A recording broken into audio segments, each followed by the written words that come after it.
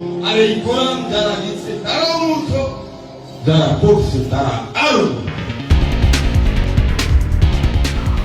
প্রিয় দর্শক, ধর্ম অবমাননার জেরে কুষ্টিয়ায় মাদকাসক্ত ও ভণ্ড পীরকে পিটিয়ে হত্যা করল জনতা।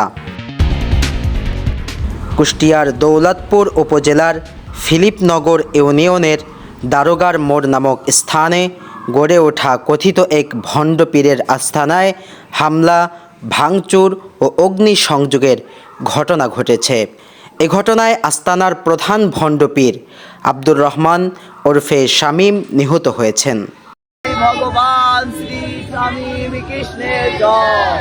এ সময় আরও ৩ জন ভণ্ড পীর আহত হয়েছেন। স্থানীয়রা জানিয়েছেন, পবিত্র কোরআন শরীফ অবমাননা করায় এই হামলার ঘটনা ঘটেছে। স্থানীয়রা আরও জানান, শনিবার সকাল থেকেই সামাজিক যোগাযোগ মাধ্যমে একটি ভিডিও ছড়িয়ে পড়ে। সেখানে কথিত ভণ্ড পীর শামীমকে একটি অনুষ্ঠানে কোরআন শরীফ সম্পর্কে অবমাননাকর বক্তব্য দিতে দেখা যায় বলে অভিযোগ উঠেছে।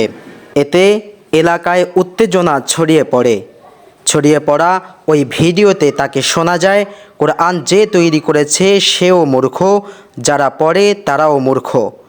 আর এই কোরআন যারা লিখছে তারাও মূর্খ, যারা পড়ছে তারা আরো, যারা পড়ছে তারা আরো। পরে এই ভিডিও ছড়িয়ে পড়ার এক পর্যায়ে ওই ভণ্ড পীরের আস্তানায় আচমকা হামলার ঘটনা ঘটে। প্রিয় দর্শক, কুষ্টিয়ায় গণপিটুনিতে নিহত পীর ছিলেন কোরআন ও নামাজ রোজাসহ অসংখ্য ইসলামের বিধান অস্বীকারী সহ একজন প্রকাশ্য খ্রিস্টীয় ধর্ম প্রচারক। সামাজিক যোগাযোগ মাধ্যমে ছড়িয়ে পড়া তার কয়েকটি ভিডিওতে দেখা যায়, খ্রিস্টানদের ক্রুশ চিহ্নের টুপি পরে আছে এই ভণ্ড পীর। এছাড়া তার মাজারের গম্বুজেও খ্রিস্টীয় এই প্রতীক দেখা গিয়েছে। প্রিয় দর্শক, ধর্ম অবমাননায় জনতার হাতে নিহত হওয়া কথিত এই ভণ্ড পীর ছিলেন প্রকাশ্য একজন খোদাদ্রোহী। ভক্ত মুরিদদেরকে তার কদমে সিজদার জন্য সরাসরি নির্দেশ দিতেন।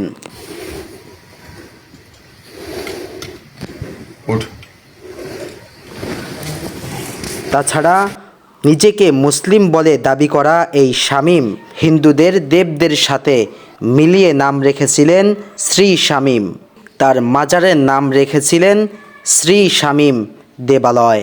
এমনকি পোশাক আশাকও পরতেন হিন্দুদের গেরুয়া রঙের পোশাক। প্রশ্ন হলো, মুসলিম নাম রেখে হিন্দুদের পোশাক আশাক পরে, খ্রিস্টানদের ক্রুশ চিহ্ন ব্যবহার করে এবং হিন্দুদের দেবালয়ের মতো মাজার তৈরি করে কাদেরকে কি শিক্ষা দিচ্ছে প্রতারক ও ভণ্ড পীর এই শামীম? তবে অন্য কোনো ধর্মকে অবমাননা করার ঘটনা না ঘটলেও পবিত্র কোরআন ও ইসলামের বিভিন্ন বিধান নিয়ে কটূক্তি করতে দেখা গিয়েছে ভণ্ড পীর এই শ্রী শামীমকে।